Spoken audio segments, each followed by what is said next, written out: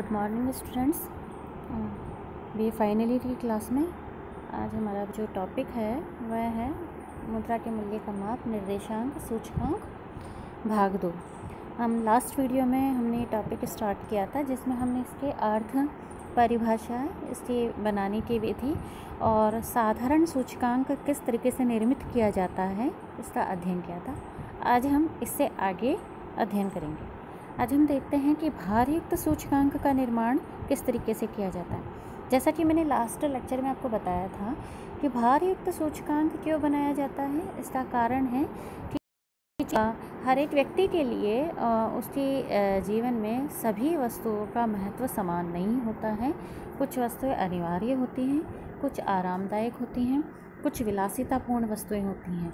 तो चूँकि इनके महत्व की विभिन्नता के आधार पर इनको भार दिया जाता है और इस प्रकार भारयुक्त सूचकांक का निर्माण किया जाता है। जैसे कि आटे का महत्व सभी की लाइफ में बहुत ज़रूरी है। रोटी उसके बगैर नहीं बन पाएगी, तो वह एक अनिवार्य वस्तु है।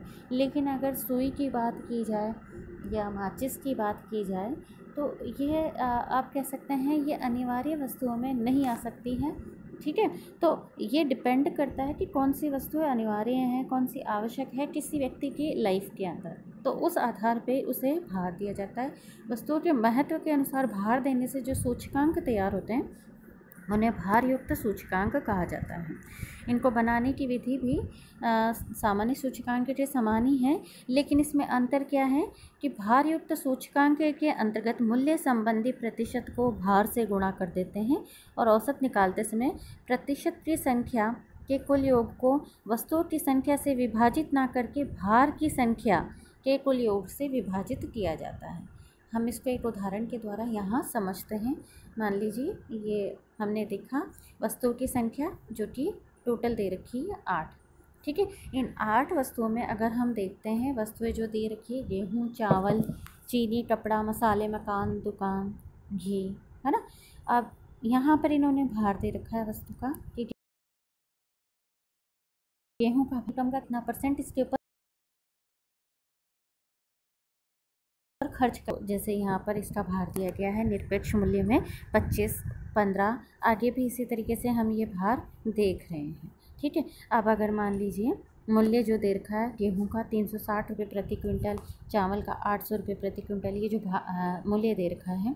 अब चूँकि हमें सूचकांक का निर्माण करना है, आधार वर्ष हमने 2004-5 ले रखा है। ये एज इट, इसमें अभी तक कोई अंतर नहीं है। अगर आपने लास्ट वीडियो देखा हो तो उसमें और इस टेबल में ज़्यादा अंतर नहीं है, सिर्फ एक भार का अलग कॉलम आपको दे रखा है। ठीक है, तो इसमें अगर आप देखें सूचकांक जो आधार वर्ष का दे रखा है वह सभी के लिए 100 दे रखा है। जहाँ हम बेस ईयर में जो बेस ईयर जो हम लेते हैं उसको हम 100 मान के चलते हैं। ठीक है, तो वो 100 के आधार पे ये सूचकांक का मान दे रखा है प्रत्येक वस्तु के लिए। अब हमें चूँकि भारयुक्त सूचकांक का निर्माण करना है तो हम क्या करेंगे, ये W को सूचकांक से, है ना, जो आधार वर्ष में जो आपने माना है उससे इंटू कर लेंगे, यानी गुणा कर लेंगे। तो आप ये देखिए 25 × 100 2500, 15 × 100 1500। इसी तरीके से आप आगे भी देखिए यहाँ पे 5 × 100 500, 10 × 100 1000, इसी तरीके से 5 × 100 500, 10 × 100 1000। ये इसी तरीके से सारे आपके ये आपका गुणनफल आ रहा है। अब अगर मान लीजिए आलोच्य वर्ष जो कि हमने लिया 2012-13, अब इस 12-13 में वस्तुओं की कीमत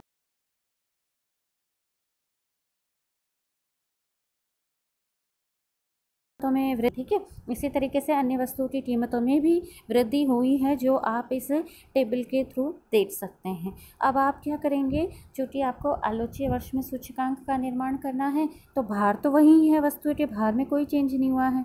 भार का महत्व सिर्फ आप इतना समझिए कि आप अपनी आय का कितना % दे रहे हैं, वही भार है।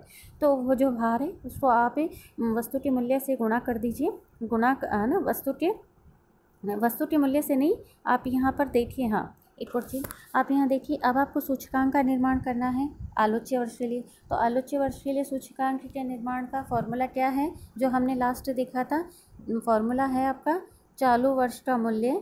ठीक है, चालू वर्ष का मूल्य चालू वर्ष का मूल्य है, और फिर है आधार वर्ष का मूल्य इंटू 100, ठीक है।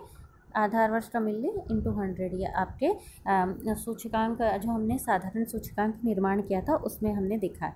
तो चालू वर्ष में है 720 रुपये, है ना। अगर गेहूं की बात की जाती है तो 720 रुपये चालू वर्ष का मूल्य है। इसी प्रकार आधार वर्ष में मूल्य है 360। इसको आप 100 से गुणा कर देंगे तो आपका जो यहाँ पर आंसर आ जाएगा वो हो जाएगा 200 सूचकांक का मान। इसी तरीके से आप और आगे लेते जाइए। ये आपके 1500 आपके यहाँ पर आप देखिए 2400 रुपये क्विंटल ये दाम बढ़ गए हैं चावल के, और पहले थे 800, ठीक है। इसको फिर वापस से आप इंटू करके आप इसको सॉल्व कर सकते हैं, तो ये 300 सूचकांक का मान आ जाएगा आलोच्य वर्ष के लिए। इसी तरीके से आप इसमें भी औरों में भी कर सकते हैं, यही आपको पॉलिसी यहाँ पर लेनी है। यहाँ देखिए आप अगर मान लीजिए दूध की ही ले लेते हैं हम, तो दूध वाले में क्या है कि पहले कीमत थी 10 रुपये, अब बढ़ गई है 15। तो कीमतों में जो वृद्धि का वो हमें मूल्य स्तर ज्ञात करना है, तो 15/10 इंटू 100, ठीक है। तो आप इसको काट देंगे, ये आपका उत्तर आ जाएगा जो भी है, ठीक है, 150। ये इस तरीके से आंसर आपके आ जाएगा, ठीक है ना। अब आपको क्या करना है इसमें आपको ये जो सूचकांक का जो मान दिया है आलोच्य वर्ष के लिए 200, 300 और ये आगे जो भी हैं, ठीक है, इसको आप गुणा करेंगे किससे, भार से, है ना। वस्तु के भार से आप गुणा करेंगे तो यहाँ पर देखिए 25 × 200 बराबर 5000, ठीक है। 15 × 300 4500, है ना, ठीक है। इसी तरीके से आप और देखिए यहाँ पे भार है, भार को इंटू कीजिए सूचकांक से, 5 × 50 250,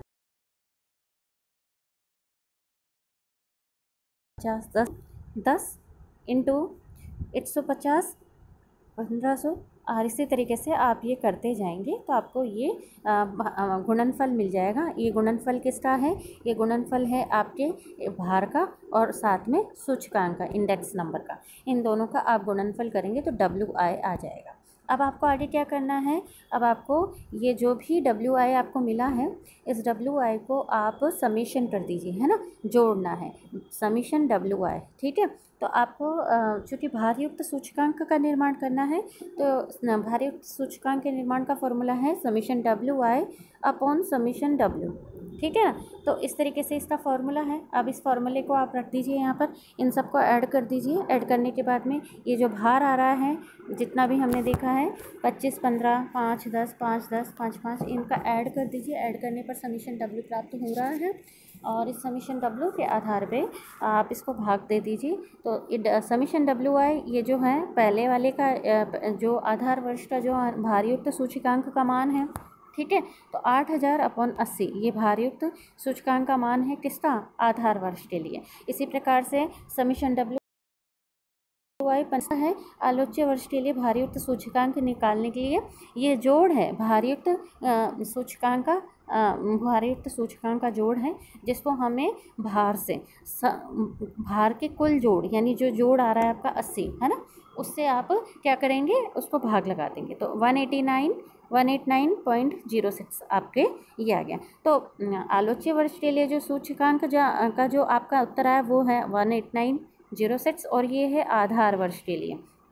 अब आपको ये पता लगाना है कि वृद्धि कितनी हुई है, सूचकांक माने आधार वर्ष से कितनी वृद्धि हुई है 2012-13 की कीमतों में, ठीक है, या हम सूचकांक में। तो इसके लिए हमें क्या करना है, 189.06 में आप माइनस कर दीजिएगा 100 को, तो 89.06, तो ये आपका सूचकांक का मान है। यानी आप कह सकते हैं कि भारयुक्त सूचकांक के मूल्य स्तर में जो वृद्धि हुई है वो 89.06 है, ठीक है। और आपको लास्ट अगर ध्यान हो, हमने जब साधारण सूचकांक की बात की थी उस समय आपके जो सूचकांक के मूल्य स्तर में जो वृद्धि हुई है वो है 59.37।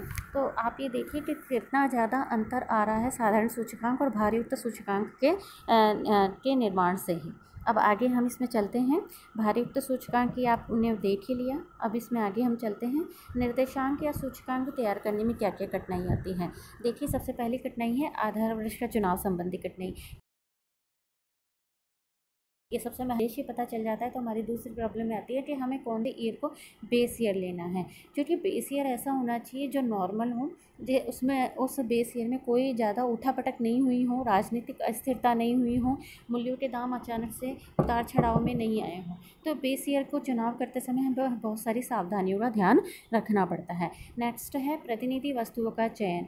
सेकंड जो समस्या आती है कि किन वस्तुओं को चुना जाए और किन वस्तुओं का ना चुना जाए, ये समस्या भी उत्पन्न होती है, क्योंकि अगर हम देखें तो ऐसा नहीं है कि किसी वस्तु की उपयोगिता ही नहीं है। अगर ऐसा होता तो वस्तु बाज़ार में बिकने के लिए क्यों आती है ना।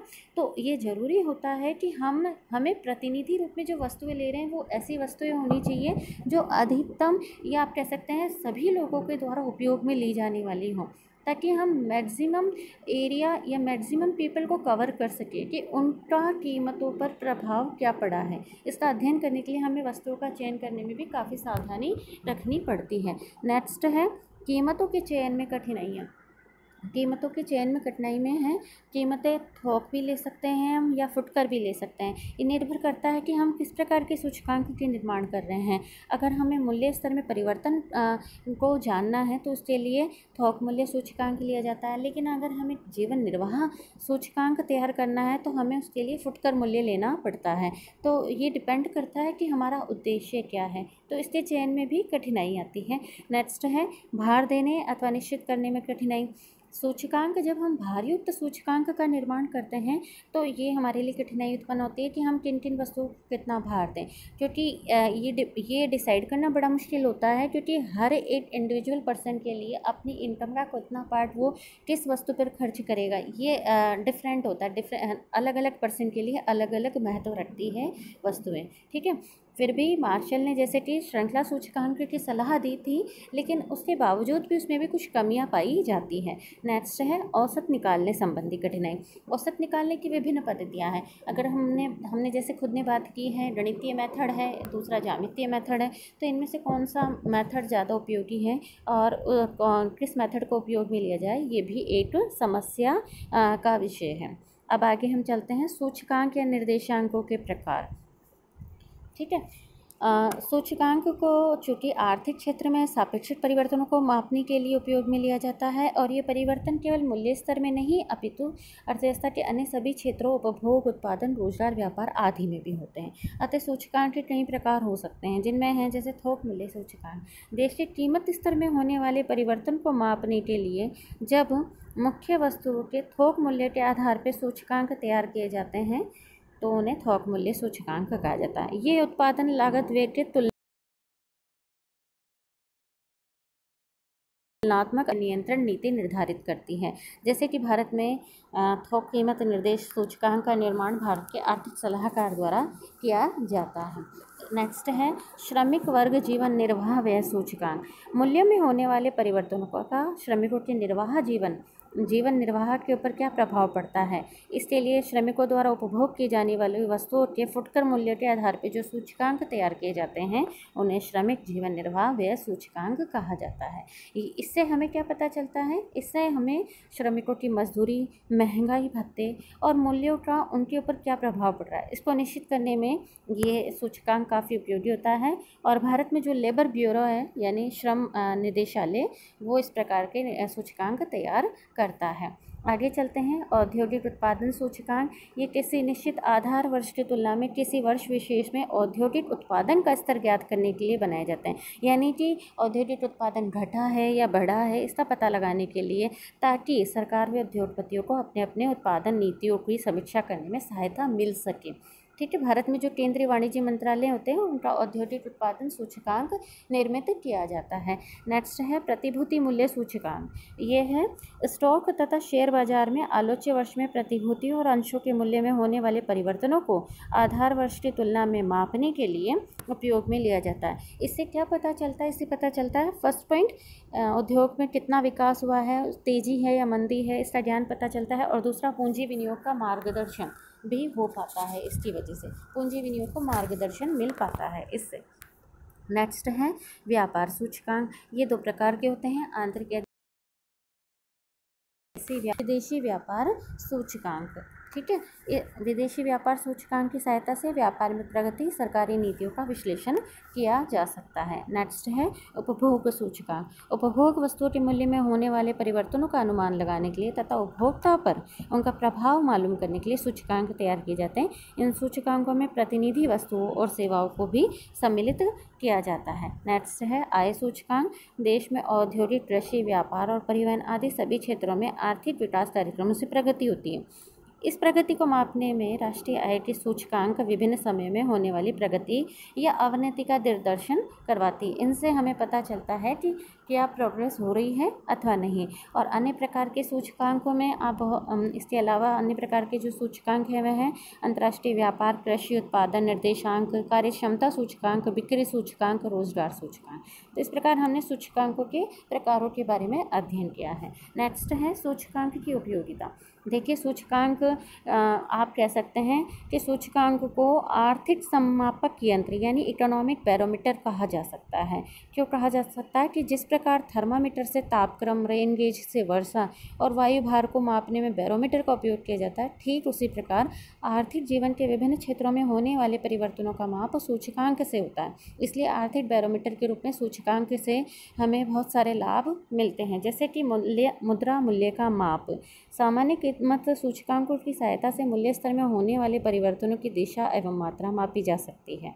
नेक्स्ट है आर्थिक तुलना। इससे हमें दो विभिन्न वर्षों में होने वाली प्रोग्रेस के बारे में पता लगाया जा सकता है। जीवन निर्वाह एवं उपभोग स्तर, इससे आप आर्थिक प्रगति का उपभोग के स्तर पर क्या प्रभाव पड़ा है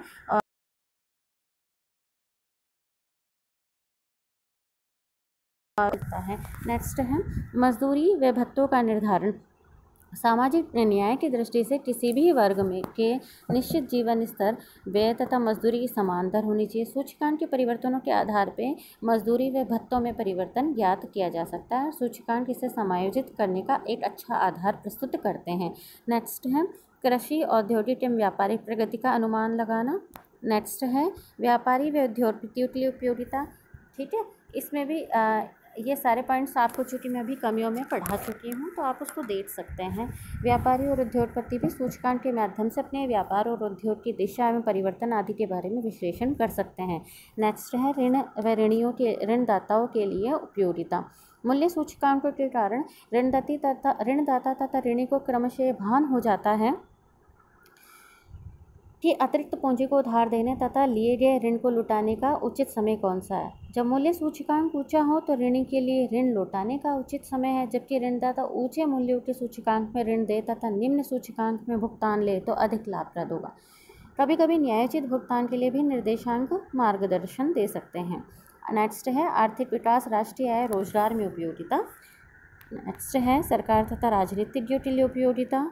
नेक्स्ट है अंतर्राष्ट्रीय आर्थिक परिवर्तनों की तुलना व विदेशी विनिमय दर। विश्व के विभिन्न राष्ट्रों के मूल्य स्तर की तुलना से उन देशों की मुद्रा की क्रय शक्ति में होने वाले परिवर्तनों की तुलना की जा सकती है। इस प्रकार सूचकांकों के बहुत सारे महत्व हैं। आप इन पॉइंट्स को देख कर आप इनका रिवीजन कर सकते हैं। अब सूचकांकों की सीमाओं की बात की जाए, सूचकांक में अगर हम देखें फर्स्ट पॉइंट सत्यता का अभाव होता है। सूचकांक आर्थिक परिवर्तनों को मापने की सांख्यिकीय विधि है जिसमें आंकड़े संकलन की अनेक त्रुटियों का प्रभाव पड़ने से सही और विश्वसनीय सूचनाएं मिल नहीं पाती। गलत आंकड़ों पर आधारित सूचकांक भी भ्रमात्मक होंगे। सूचकांक केवल अनुमान प्रस्तुत करते हैं, वास्तविकता बहुत कुछ सूचकांक बनाने की सतर्कता पर निर्भर करती है। नेक्स्ट है सीमित उपयोग। प्रत्येक सूचकांक का एक निश्चित उद्देश्य होता है और ऐसे सूचकांकों का उपयोग दूसरे उद्देश्य के लिए करना खतरनाक सिद्ध हो सकता है और गलत निष्कर्ष निकाले जा सकते हैं। श्रमिकों के जीवन निर्वाह व्यय के अध्ययन हेतु तैयार किए गए सूचकांक का उपयोग धनिक वर्ग के जीवन निर्वाह व्यय के अध्ययन में करना त्रुटिपूर्ण होगा। समयांतर की सीमा। विभिन्न वर्षों में सूचकांकों की तुलना करना भ्रमात्मक हो सकता है क्योंकि समयांतर से उपभोग की आदतें, जीवन स्तर में परिवर्तन, उत्पादन की नई पद्धतियाँ और उत्पादित वस्तुओं में भिन्नता हो सकती है। नेक्स्ट है भूतकाल के भारयुक्त सूचकांकों में मनमाने ढंग से भार देना। साभार सूचकांक बनाने में भार निश्चित करना सूचकांक तैयार करने वाली संस्था अथवा व्यक्ति की इच्छा पर निर्भर करता है, जबकि वास्तव में एक समय में महत्वपूर्ण वस्तु दूसरे समय में कम महत्वपूर्ण हो जाती हैं। अतः वस्तु और सेवाओं को मनमाने ढंग से भार प्रदान करने से सूचकांक मूल्यों में होने वाले परिवर्तनों का सही प्रतिनिधित्व नहीं हो पाता है। भूतकाल के अंकों पर आधारित सूचकांकों की सबसे बड़ी सीमा तथा दोष उनका भूतकाल के मूल्यों से संबद्ध होना है। ये दो भूतकालीन अवधियों में तुलना करते हैं पर वर्तमान स्थिति का परिचय नहीं देते। यहाँ तक कि कभी कभी तो सूचकांक तैयार करते समय समय बीत जाने से वस्तु स्थिति ही बदल जाती है, तो सूचकांकों का उद्देश्य ही समाप्त हो जाता है। नेक्स्ट है अंतर्राष्ट्रीय तुलना करना संभव नहीं। सूचकांकों से विभिन्न देशों के मूल्य स्तर की तुलना करना मुश्किल है, क्योंकि यह राष्ट्रीय स्तर पर तैयार किए जाते हैं, इस वजह से इसका अंतर्राष्ट्रीय स्तर पर तुलना नहीं की जा सकती है। इस प्रकार सूचकांकों की हमने सीमाओं का अध्ययन किया है, इसकी विशेषताओं का हम अध्ययन कर चुके हैं।